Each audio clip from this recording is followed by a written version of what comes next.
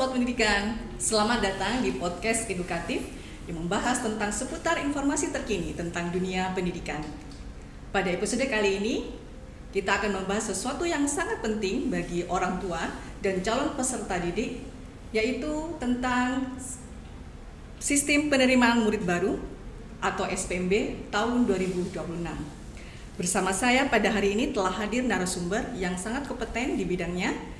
Yang pertama, kami ucapkan selamat datang Bapak Kasih PMA, PK PLK Cabang Dinas Pendidikan Wilayah Sumeneb, Bapak Haji Maswianto, SPD MPD. Untuk yang kedua, tim SPMB Cabang Dinas Pendidikan, Bapak Agus Ferdianto, SPD. Kami ucapkan selamat datang dan terima kasih sudah hadir. Baik, pertanyaan pertama mungkin ditujukan untuk Bapak Haji Maswianto. Bapak, bisa dijelaskan Bapak secara umum apa itu SPMB tahun 2026? Terima kasih Ibu Haji Alinda. Assalamualaikum warahmatullahi wabarakatuh. Bapak Ibu sekalian, perlu kami sampaikan bahwa gambaran umum tentang SPMB tahun 2026. SPMB tahun 2026 adalah sistem penerimaan murid baru yang dirancang untuk memberikan akses pendidikan yang adil, transparan, dan akuntabel bagi seluruh calon peserta didik.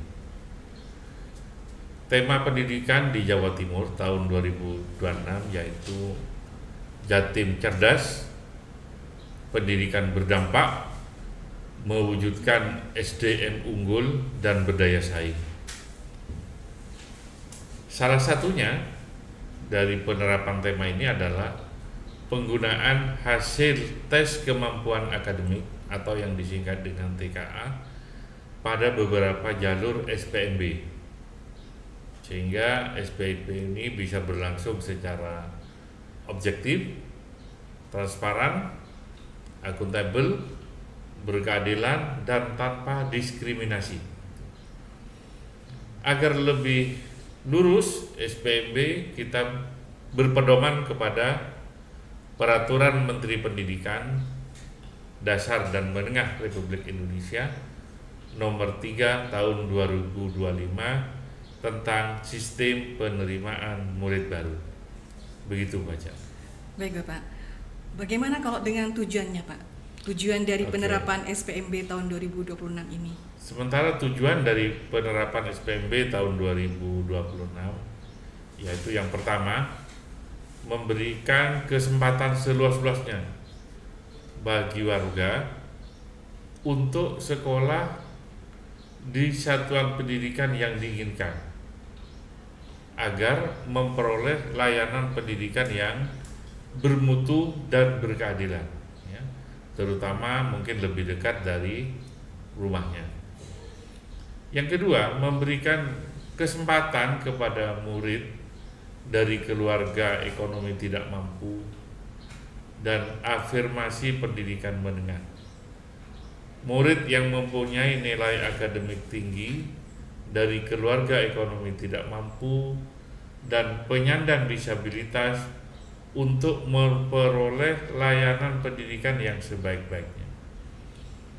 Tujuan yang ketiga, menjaring murid baru berprestasi di bidang lomba akademik, contohnya seperti lomba sains, teknologi, riset, atau inovasi.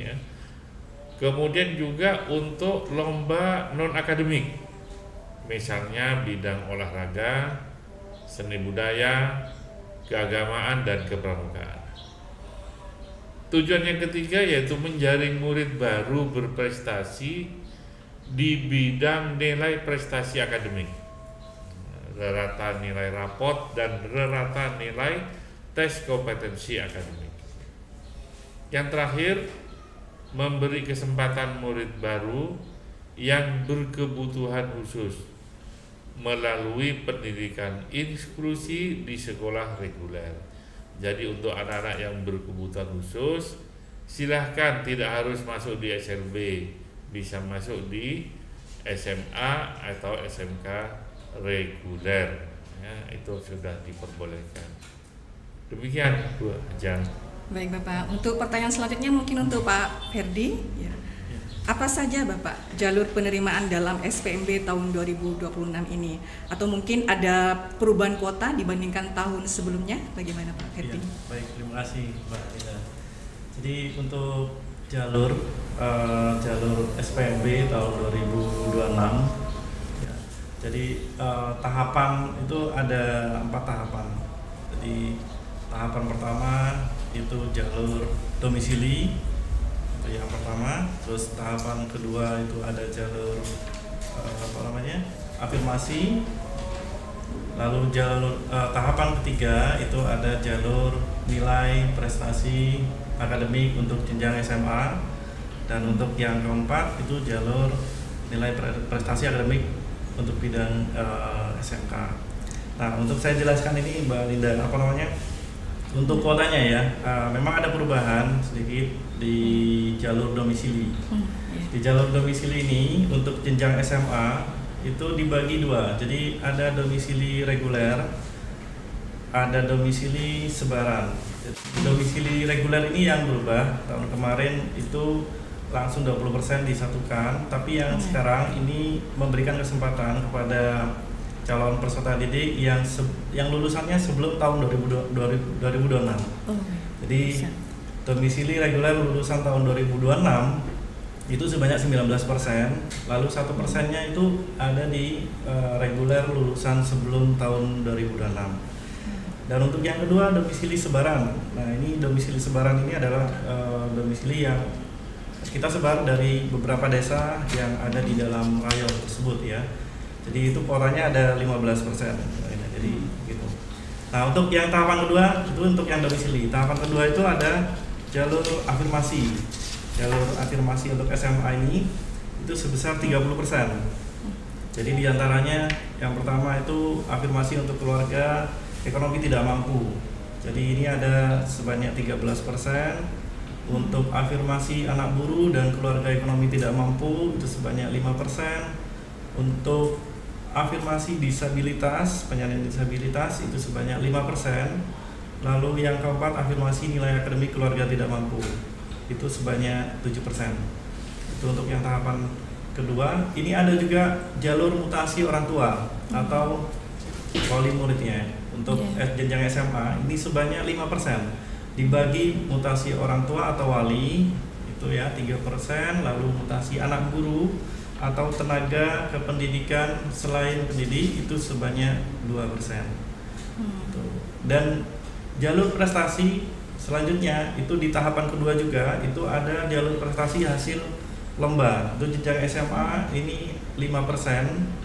Jadi ada non akademik, hasil lomba ini ada 2, non akademik dan akademik. Untuk yang non akademik itu 3%, lalu untuk akademiknya sebesar 2%. Itu untuk tahapan kedua. Ini ada tahapan ketiga untuk jenjang SMA. Ini untuk nilai prestasi akademik. Ya, jadi ada kuota sebanyak 25% di sini, dibagi menjadi 2 juga. Ini membuka kesempatan juga bagi lulusan sebelum tahun 2026. Ya, ini sebesar 1%, dan untuk lulusan tahun 2026-nya itu sebanyak 25%. Ini untuk jenjang SMA, Pak. Jadi ada perbedaan di jenjang SMK. Di SMK justru dari tahap pertama itu di jalur domisili SMK itu sebanyak 10%. Lalu tahapan kedua itu sama, jalur afirmasi itu sebanyak 15% kuotanya. Ini ada 3, jadi keluarga ekonomi tidak mampu sebanyak 7% dibagi itu ya. Terus anak buruh 5%, disabilitas 3%. Jadi totalnya 15. Dan tahapan keduanya ini ada jalur mutasi juga. Ini jalur mutasi untuk orang tua atau wali ini sebesar 5%. Ini sama dengan yang SMA tadi. Mutasi orang tua atau wali SMK itu 3%. Mutasi anak guru atau tenaga kependidikan selain kependidikan itu SMK 2%.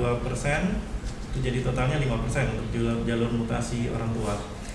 Dan untuk tahapan 2 juga, yaitu di jalur prestasi hasil lomba itu sebanyak 5%. Jadi di hasil lomba ini terbagi menjadi dua. Ini sama dengan yang SMA.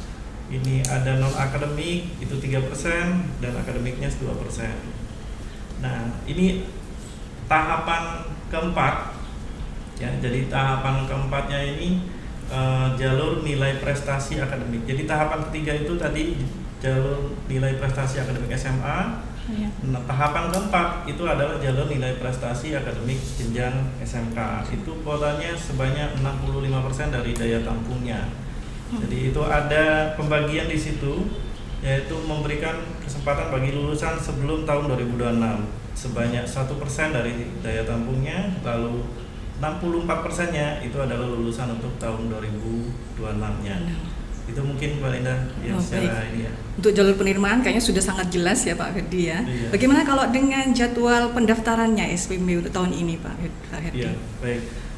Makasih Mbak Linda. Untuk pendaftaran ini, untuk jadwal pendaftaran, kita sudah buka websitenya dari website SPMB. Websitenya adalah spmb.jatimprof.go.id.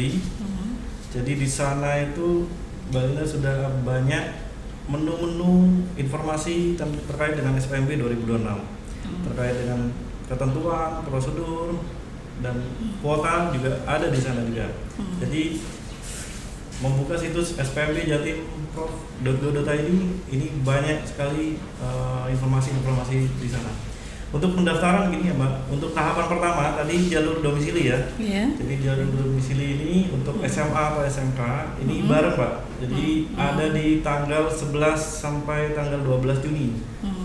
Sudah mendekati ya sebenarnya bulan depan. Jadi ini tanggal 11-12 ini jalur domisili. Lalu untuk jalur tahapan kedua itu ada afirmasi. Afirmasi ini ada tadi jalur mutasi, jalur prestasi hasil lomba gitu ya. Itu ada di tanggal 17 sampai 18 Juni 2026. Jadi pendaftaran ini dimulainya itu dari jam 00.01. Jadi sampai pukul 21.00 WIB ya tentunya. Jadi ketika pendaftaran tanggal 17 sampai 18 itu berarti penutupan tanggal 18-nya itu pukul 21.00. Jadi perlu diperhatikan sangat baik di sini, perlu dicatat juga pendaftaran ini jam-jamnya juga harus diperhatikan. Untuk pengumumannya itu untuk yang tahap kedua ini di tanggal 22 Juni 2026 pukul 9 ya. Di situ juga terkait dengan mencetak bukti pendaftaran sekaligus juga daftar ulang ke SMA atau SMK yang dituju ya pada tanggal 22 sampai tanggal 23. Jadi ada 2 hari kesempatan untuk daftar ulang. Itu untuk tahapan kedua. Yang tahapan ketiga di sini ada jalur ini ya nilai prestasi akademik untuk jenjang SMA. Nah, ini dibedakan jalur nilai prestasi akademik di sini dibedakan antara SMA dan SMK. Yang tahapan ketiga ini adalah jalur nilai prestasi akademik jenjang SMA. Ini pendaftaran ini pada tanggal 24 sampai 25. Untuk jamnya itu pukul 00.01 sampai 21.00 WIB ya.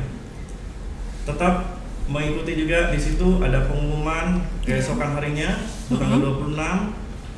Setelah itu cetak bukti pendaftaran, lalu pada saat itu juga sama besoknya 2 hari daftar ulang di SMA tujuan yang dituju ya. Gitu. Dan ini Mbak Linda ada perbedaan tahun kemarin untuk SPMB tahun 2026 ini ada namanya pemenuhan kuota. Jadi pemenuhan kuota ini sisa kuota dari tahapan 1, tahapan kedua, dan tahapan ketiga itu disatukan lalu ada pemenuhan kuota di tanggal 29 untuk SMA karena setelah jalur nilai prestasi akademiknya. Jadi tanggal 26-27 itu daftar ulang ya, pemenuhan kuotanya itu di tanggal 29-nya. Iya, jadi ada kesempatan bagi yang belum lolos di tahapan 1, 2, dan 3 itu bisa mengikuti di pemenuhan kota di tanggal 29 untuk SMA. Ya, jadi dinilai prestasi akademiknya gitu loh. Nah, itu mungkin yang SMA ya. Dan yang SMK ini yang berbeda adalah di tahapan keempatnya. Tahapan keempat ini jalur nilai prestasi akademik jenjang SMK. Ini di tanggal 30 sampai 1 Juli 2026. Itu sama pukul 00.01 sampai pukul 9 itu pendaftaran, dan untuk pengumumannya di tanggal 2 Juli pukul 8. Nanti ada pemenuhan kota juga sama dengan yang SMA. Jadi kalau misalkan ada tahapan 1, 2 itu ada sisa kota, maka itu dipenuhkan di tanggal 4 Juli untuk jenjang SMK. Jadi pukul 8. Nanti ada daftar ulang setelah hari itu juga ya. Itu untuk daftar Linda. Mungkin itu aja. Iya, kayaknya sudah sangat jelas sekali memang ya Pak Ferdi ya. Iya. Mungkin sekarang kembali lagi ke Pak Haji Maswi. Iya. Bagaimana dengan penetapan wilayah rayon SPMB tahun 2026 ini Pak? Oke, terima kasih Bu Haja. Untuk penetapan rayon SPMB tahun 2026 itu tidak berbeda dengan tahun sebelumnya. Jadi sama seperti tahun 2025. Saya ingatkan kembali bahwa rayon 1 itu untuk SMA Negeri 1 Kalianget, SMA Negeri 1 Sumeneb, SMA Negeri 2 Sumeneb, dan SMA Negeri 3 Sumeneb. Untuk kecamatannya yaitu Kecamatan Poteran, Kecamatan Kalianget, Kecamatan Kota Sumeneb, kemudian Kecamatan Batuan. Ya, ditambah beberapa desa irisan yang berdampingan dengan rayon 1. Bisa dilihat nanti di web, contohnya seperti Nambakor, Muangan itu dan lain sebagainya. Di situ ada yang berdekatan langsung, beririsan langsung dengan rayon 1. Nah, kemudian kalau rayon 2 itu khusus daerah kepulauan. Jadi SMA Negeri 1 Gayam, SMA Negeri 1 Arjasa, SMA Negeri 1 Sapeken, SMA Negeri 1 Masalembu. Dengan wilayah ya semua kecamatan di kepulauan. Ada Arjasa, ada Nungkunung, ada Sapeken, ada Arjasa, ada Kangayan, kemudian ada Masalembu, Raas, itu semuanya masuk ke dalam rayon 2, rayon kepulauan. Sementara untuk rayon 3 itu untuk SMA Negeri 1 Bluto dan SMA Negeri 1 Lenteng, meliputi wilayah Bluto, Saronggi, kemudian Gili Genting, Ganding, Gulu-Gulu, dan Kapedi Peragaan ya. Nah, itu untuk rayon 3. Sementara rayon 4 itu untuk SMA Negeri 1 Ambunten dan SMA Negeri 1 Gapura. Itu meliputi Pasongsongan, Ambunten, Rubaru, Batang-Batang, Manding, Batu Putih, Dasuk, Dungkek, Gapura, kemudian Gili Iyang itu termasuk Gapura ya. Nah, itu adalah rayon 4. Jadi sama seperti tahun sebelumnya. Oke, mungkin itu penetapan rayon ya. Silakan nanti yang sudah ada di rayon itu yang memilih sekolah-sekolah yang sudah disiapkan sesuai dengan rayon yang sudah ditetapkan. Bagaimana Pak untuk peran orang tua dalam proses SPMB ini? Ya, peran orang tua sangat vital ini, karena yang akan mengikuti SPMB ini kan baru anak-anak SMP yang mungkin secara pengetahuan mereka belum luas, belum banyak tahu tentang sekolah yang akan dituju, dan anak-anak juga kecenderungannya mengikuti temannya. Jadi peran orang tua ini sangat-sangat penting, sangat penting dalam memastikan yang pertama pilihan sekolahnya Kemudian yang kedua dan sangat utama juga ini, data-datanya harus benar. Jangan sampai kita memasukkan data-data yang salah atau data-data yang ngarang. Misalnya tidak punya sertifikat juara tapi mencoba memasukkan sertifikat juara. Tentu ini perlu kejelian orang tua sehingga tidak menyebabkan nanti anaknya seharusnya diterima di sekolah tertentu malah menjadi di delete, disanksi karena datanya tidak benar. Itu peran orang tua sangat penting sekali dalam kegiatan SPMB 2020. Jadi saya harapkan orang tua jangan sampai tidak tahu, tidak paham, jadi betul-betul mengawal anaknya dalam mengikuti SPMB 2026. Baik, Bapak. Sangat penting untuk mendampingi anak gitu, Sangat Pak, penting. ya. Baik, Bapak. Mungkin untuk penutup, Bapak ada pesan yang untuk disampaikan kepada masyarakat dan insan pendidikan? Ya, yang pertama saya ingin menegaskan lagi bahwa SPMB ini online, artinya kapan dan di mana saja kita bisa mengikutinya. Dan sebagai orang tua atau siswa pun juga harus setiap saat bisa memantau perkembangan di SPMB melalui portal yang sudah disediakan. Nilai yang diperoleh, TKA yang diperoleh itu kan tidak bisa berubah. Sudah itu yang kita dapatkan. Jadi yang bisa diubah sekarang adalah pilihan. Jadi kalau ingin sukses di SPMB tahun ini, ya harus pandai-pandai mengukur apa yang sudah kita capai, nilai yang ada, kemudian TKA yang dimiliki, atau mungkin juga prestasi-prestasi lombanya. Jadi diukur kira-kira kemampuan saya ini cocok untuk sekolah di mana. Ya. Jadi baik di SMA 1, SMA 2, SMA 3 atau SMA yang lain. Ya.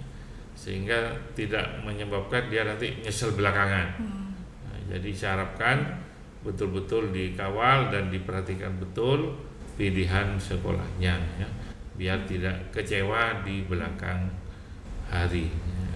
Mungkin begitu. Baik. Mungkin juga Pak Ferdi mungkin ada yang perlu disampaikan juga mungkin? Ya, Mbak Linda, makasih.